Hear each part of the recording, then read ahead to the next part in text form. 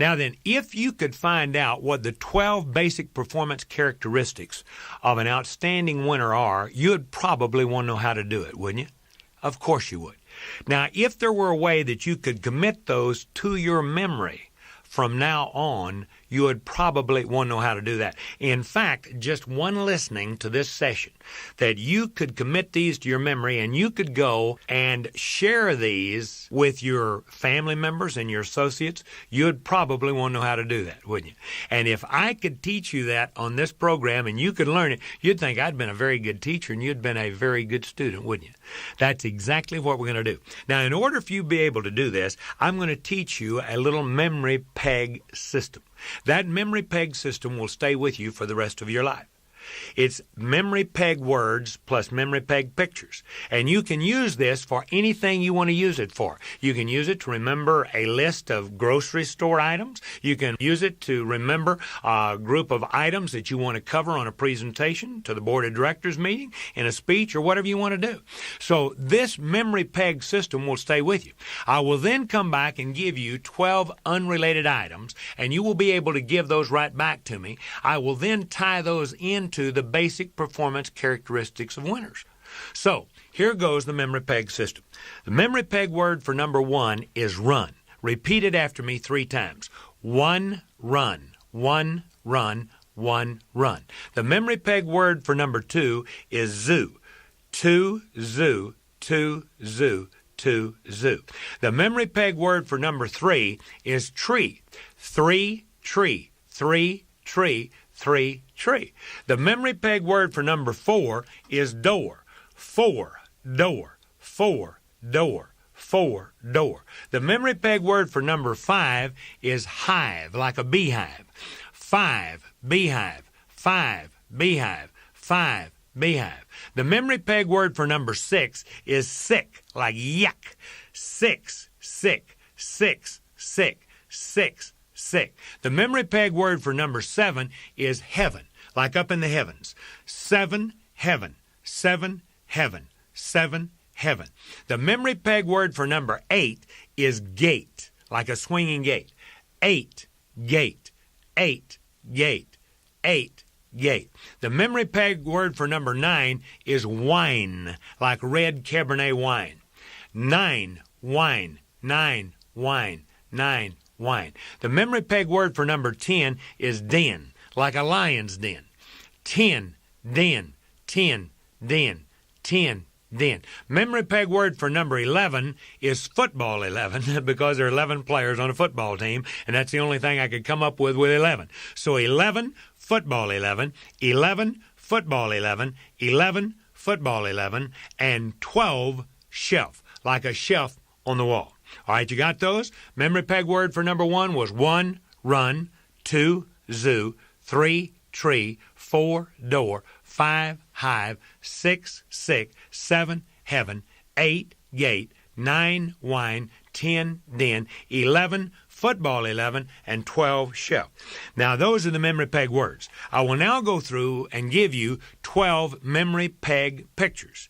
These pictures tie in with the word, and then later I'll come back and I'll give you 12 unrelated objects that you will be able to give right back to me that will tie into the lesson that we're talking about today. So the memory peg word for number 1 was run. So picture this in your mind. You see this horse running down the street in front of your house, or the road in front of your house, and this horse is going blum, blum, blum, blum, blum, blum, blum, running down the street in front of your house, and whatever the object is that you're going to remember is balanced on the back of that horse as that horse is running down the street in front of your house. Now get that firmly in your mind. See that picture in your mind. All right, the memory peg word for number 2 was zoo. Now then, over in one corner of your front yard, out there in the front of your house, you see the zoo. And there's these monkeys playfully tossing something back and forth, which would be the object that we're going to remember. I'll come back and give you an unrelated object here in a little while. So they're tossing it back and forth. Get the picture. See those monkeys playfully tossing whatever an object is back and forth, back and forth. Got the picture. All right, number 3, the word was tree. All right, over in the other corner of your front yard, you see this tree, a great big tree, and whatever the object is that you're going to remember, there are hundreds of those objects hanging from that tree, and they're just bending that tree right over the ground, and they're about to break it off. You got the picture? All right, number 4, the word was door. All right, instead of your regular door, your front door at your house, you see one of these revolving doors like you'd see in a department store or perhaps at a bank that just goes round and round and round. And as that door comes around, each time as it comes around, out comes the object that you're going to remember. So it's 4 door, and there's that picture. You got that in your mind. You see that door revolving around, and out comes the object. Got the picture? All right, number 5, the word was hive. All right out on the walkway in front of your house, going out to the street or the road, about halfway out, you see this great big massive beehive. And whatever the object is that you're going to remember is coming out of that beehive. Instead of bees, you're going to see the object coming out of the beehive. See, the sillier you make it, the easier it is to remember. All right, the word for number 6 was sick. All right, let's go inside your house now. And in your living room, where you'd normally have the living room, instead of being the regular furniture, you see this hospital bed, this sick bed. And whatever the object is that you're going to remember is about to fall off of that bed, and there's a great big old hypodermic needle sticking through it, holding it on the bed to keep it from falling off. You got that picture? All right, number 7, the word was heaven. All right, let's go around our backyard now, and over in one corner of the backyard, you see these stairs going right up into the heavens, just hundreds of stairs just going right up into the heavens and just disappearing into the clouds. You got that picture? And whatever the object is that you're going to remember, there are hundreds of them tumbling down those stairs from heaven, just tumbling down the stairs from heaven. You got the picture? All right, number 8, the word was gate.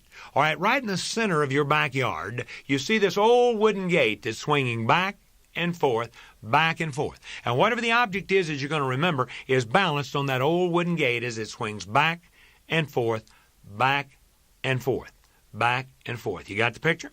All right, number 9, the word was wine. All right, let's go back out in your front of your house again, and out there by the curb or the bar ditch, if there's a road, you see this great big 50-gallon bottle of red Cabernet wine. And whatever the object is that you're remembering, that wine is just pouring right down over the top of it, and it's just draining right on down the gutter, right on down the bar ditch, just draining right on down the line. What a waste, huh? All right, you got the picture. All right, number 10, the word was den. Go back in your backyard now. Over in the other corner of your backyard, you see this lion's den. And there's these ferocious lions in there. Rawr, rawr, rawr. And there you are in there in that lion's den with the object that you're going to remember defending yourself against those lions. You have that in there, and you're in that lion's den, and you're defending yourself against those lions. You got that picture? All right, number 11, the word was football 11. Football 11. All right, think of your favorite football team now, and you see that quarterback out there on the field right behind that center, right behind that offensive line, and here he comes back from the center, and instead of throwing the ball through the air, you see the object that you're going to remember as it goes through the air. You got the picture? All right, number 12, the word was shelf. All right, let's go into the entry of your home now, right through the front door, and right there on the wall in the entry of your home is this great big shelf, and whatever the object is that you're going to remember, there are hundreds of them on that shelf, and they're about to fall off of that shelf, and there you are trying to hold all those objects on that shelf. You got the picture? All right, now those are the memory peg words and the memory peg pictures. Those will stay with you for the rest of your life. I am now going to give you 12 unrelated items that you will easily be able to give right back to me without writing anything down. You don't have to write anything down. All you need to do is picture this in your mind. All right, the object for number 1, let's let that be 3 C's. C, C, C, with a sword sticking right through the center of them. Where are we going to see the 3 C's with a sword sticking through the center of them in number 1? We think of 1, run. That is, the horse running down the street in front of our house, and there's those 3 C's balanced on the back of that horse, and the sword is sticking through them, and they're going clankety, clankety, clankety, clankety, clank, clank. You see that? You get the picture? See how it works? You think of 1, run. Oh, yeah, the 3 C's have got a sword sticking through them, and they're balanced on the back of that horse as that horse goes running down the street. All right, the object for number 2, let's let that be a bouquet of roses. Now, where are we going to see the bouquet of roses in number 2? You think of 2, zoo. Oh, yeah, that's the monkeys over there in the front corner of your yard, and they're playfully tossing those roses back and forth, back and forth. See them tossing the roses back and forth? You got that picture clearly in your mind. See the roses being tossed back and forth by the monkeys. All right, number 3, let's let that be a statue of the thinker, Rodin's thinker. Where are we going to see that thinker in number 3? We think of 3, tree. Oh, yeah, there's hundreds of those thinkers hanging from the tree, and they're just bending that tree right over the ground, and they're about to break that tree off as those thinkers hang from that tree. You got the picture? All right, number 4, let's let that be a great big blue billboard that says Benefit Ball. Where are we going to put the blue billboard that says Benefit Ball? We think of 4, door. Oh, yeah. So here's the Benefit Ball billboard coming out that door. And every time the door comes around, it goes Benefit Ball, Benefit Ball, Benefit Ball, Benefit Ball, Benefit Ball. There you see it. You think of 4, door and the blue billboard that says Benefit Ball. You got the picture? You see how it works? All right, number 5, let's let that be a smiling Cheshire cat. Now, where are we going to see that smiling Cheshire cat in number 5? 5, hive, that's the beehive. So out of that beehive, we see these smiling Cheshire cats going, zoom, zoom, just hundreds of them coming out of the beehive. You see how it works? So when you think of 5, hive, you see the Cheshire cat coming out of the beehive. All right, number 6, the word was sick. All right, let's let that be a name tag. Let's let that be your name tag. And instead of a regular size name tag, let's let it be 3 foot by 4 foot. And where's it going to be? It's going to be on that sick bed, and that hypodermic needle is sticking through it, and it's about to fall off that bed, but it's holding it on the bed. You got the picture? You see how it works? All right, number 7, let's let that be a set of earphones. Now, where are we going to see the earphones in number 7? You think of 7, heaven. Oh, yeah, that's the stairs coming down from heaven. So you see hundreds of these earphones tumbling down the stairs from heaven, just blah, blah, blah, blah, blah, tumbling down the stairs. You got the picture? All right, number 8, let's let that be a happy, enthusiastic little boy. Where are we going to see that happy, enthusiastic little boy in number 8? 8, gate. That's the swing gate. And there's that happy, enthusiastic little boy just swinging back and forth on that gate. You got the picture? See that happy, enthusiastic little boy as he swings back and forth on that gate. All right, number 9, let's let that be a great big white umbrella with the words, no thank you, no thank you, no thank you, no thank you, written all around the edge of that umbrella. Where are we going to see that umbrella in number 9? You think of 9, wine. Oh, yeah, that's out there in the gutter in front of the house. And there's that 50-gallon bottle of wine pouring over the top of that umbrella, and it's just draining down over the top of it and running right on down the gutter. You got that picture? You got the picture of the umbrella with the no thank you and the wine pouring over the top of it. All right, number 10, let's let that be a handshake. Me shaking hands with you. Where are we going to see that handshake in number 10? You're going to have that handshake. You're not shaking hands with the lions. You're going to have that handshake, and you're using the handshake to defend yourself against those lions in that lion's den. See, 10 den, lion's den. And there you are with that handshake defending yourself against those lions. You got the picture? All right, number 11, let's let that be the word terrific. Terrific. All right, where are we going to see the word terrific? You think 11, football 11, you see that quarterback coming back from the center, and instead of throwing the ball through the air, you see this terrific going through the air. You got the picture? All right, number 12, let's let that be books that say good things, about 4 O's in them, G-O-O-O-O-D,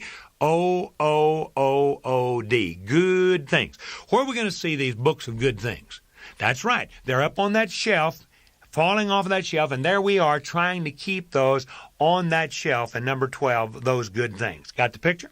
All right, now, what you have done, you have just committed to your memory for the rest of your life those 12 unrelated objects. Let's go back, and let's just try it right now. Number 1, what was the object in number 1? What's on the back of that horse that's running down the street in front of your house? You got it? See the 3 C's with the sword? See, I just flashed it into your mind faster than you could have written it down, faster than you can read it. What's the object in number 2?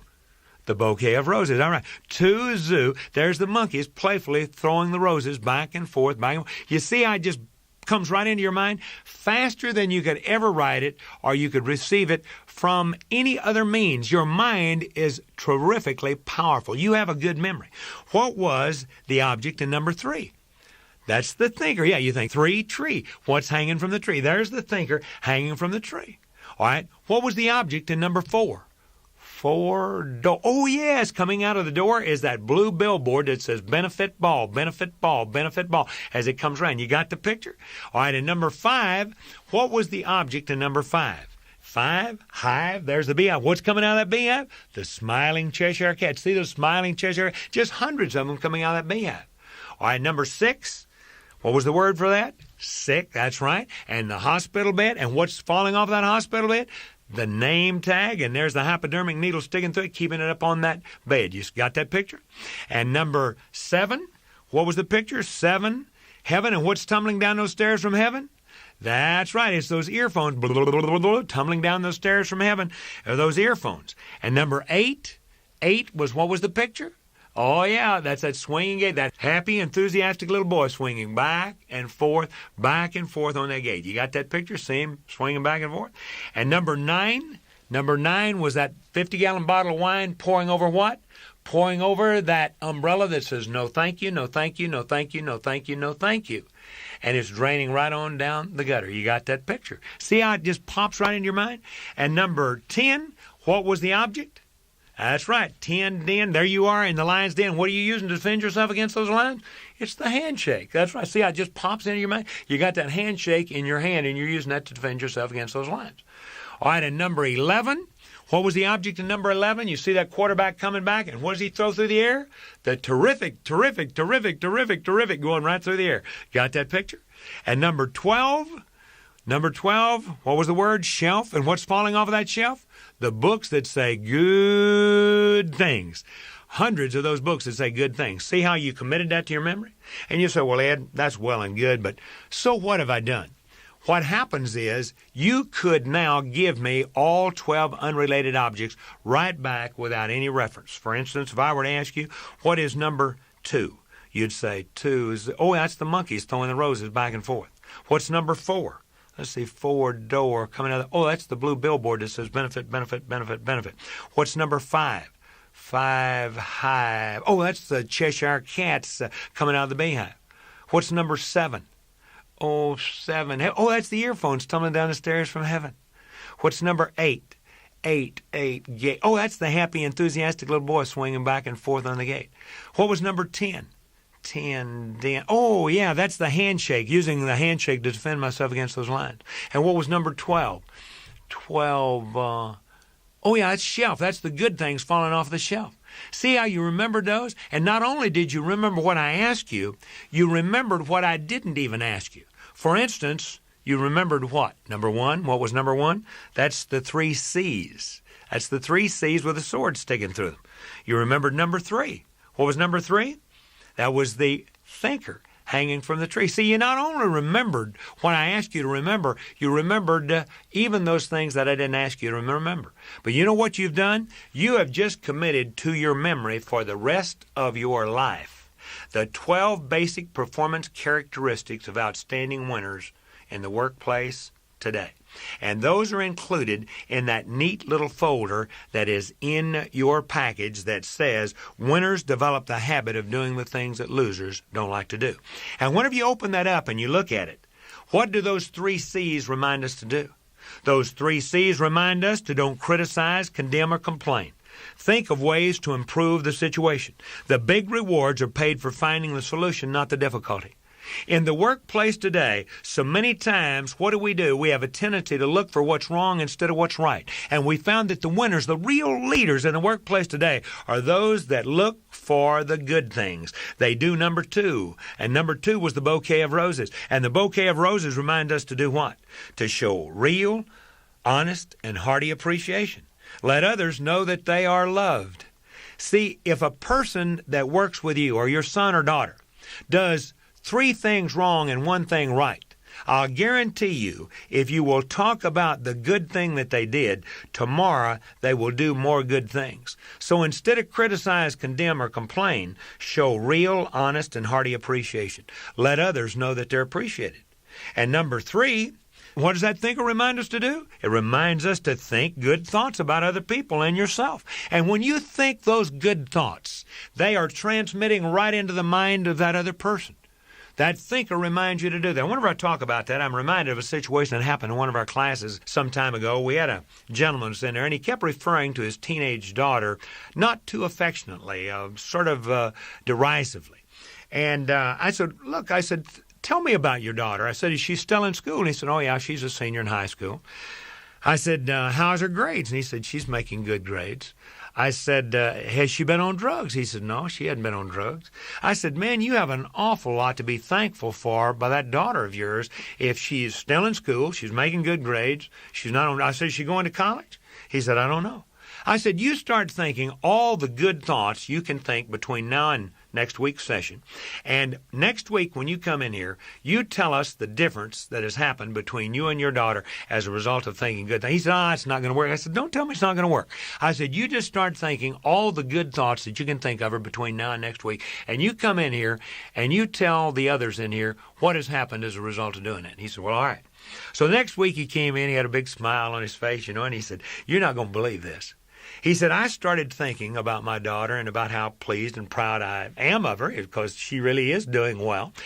He said the other night, I was sitting in there in the living room Thursday evening and sitting there in the easy chair, and my daughter comes in, she plops down on the couch across from me, and she says, all right, what's going on? And I said, what do you mean, what's going on? I said, there's something weird about you, something funny going on. He said, well, I was just thinking about how much your mother and I appreciate you and how much I love you.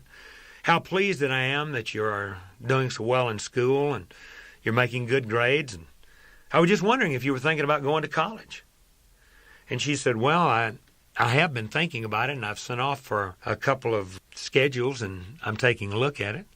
And he said, we started talking, and we got up, and we went walking down the street where we live and went across a little cul-de-sac and a bridge over to the park. And we sat down on a bench in the park, and we talked for better than an hour. In fact, we talked more last Thursday night than we had had in combined conversation in the last couple of weeks. And it was simply because I began to think better thoughts about her. I'm urging you to begin to think better thoughts about your husband or your wife or your son or your daughter or your fellow employee. This is one of the performance characteristics of winners that will make a difference in the workplace and in your life for you. Number 4, the benefit ball reminds us to what? To give before you get. Always give others a reason to agree with you before asking anything of them. If there were a way that you could do that job faster, better, more profitably, more successfully, you'd probably want to know how to do it, wouldn't you? Always remember that anytime you ask anybody to do anything for you, they're thinking, what's in it for me? And if you will give them a reason to agree with you, you're more apt to get them to support your request. Now, most of us are reasonably good at implementing these things in the workplace. But you know where we have a tendency to violate these more than anywhere else? You're right. It's at home. When we're talking to our husband or our wife or our son or daughter. Have any of you ever been guilty of saying something like this to your spouse? I want you to be sure you go by the cleaners sometime today and pick up that suit of mine because you don't have a whole lot else to do anyhow. Whammo! They hick the ceiling, don't they? They say, what do you mean I don't have anything to do? You think I'm your personal servant around here? And they explode in all directions, don't they? So instead of doing that, what you do is you begin to think in terms of their interest. For instance, you say, honey, knowing how you like to be to the party on time and in the proper style, it would be helpful if you could drop by the cleaners sometime today and pick up that suit of mine. And I say, of course, darling. And is there anything else I could do for you? You see, what happens is you're thinking in terms of their interest. Have you ever been guilty of saying something like this to your teenage son or daughter? I want you to get out there and get that lawn mowed and trimmed one afternoon this weekend. Whammo, they go, why do I have to do it? Why can't Billy Bob do it? Why can't Ralph Raymond do it? It's not my turn. Whammo, they explode in all directions, don't they? So what you do is you say something like this. In order that you and I have the full 2 days this weekend to ride the dirt bikes out on the dirt track, it would be helpful if you could find one afternoon this week to mow and trim the lawn. Why, of course, Dad. And is there anything else I could do to be of help? You see what happens then. And it's the same thing with a teenager. In our teenage classes, I say instead of going in and say, Dad, how about the keys to the car for Friday night and $20 to take my date to the show? Instead of saying that, why don't you say something like this? Dad, if there were a way you could get that car cleaned up and polished and looking as good as it did when it came off the showroom floor, you'd probably want to know how to do it, wouldn't you? And what does Dad say? Why, of course. What did you have in mind? Well, if you could see fit to let me use it Friday night for this special date that I got, I can guarantee you that I'll clean that car up better than it's ever been cleaned before. It'll be detailed like you've never seen it. So you see, what you're doing is you're giving the other person a reason to agree with you before asking anything of it. This is one of the characteristics of winners that we talk about, ladies and gentlemen, that makes a difference in the workplace and in your home. It'll make a difference for you.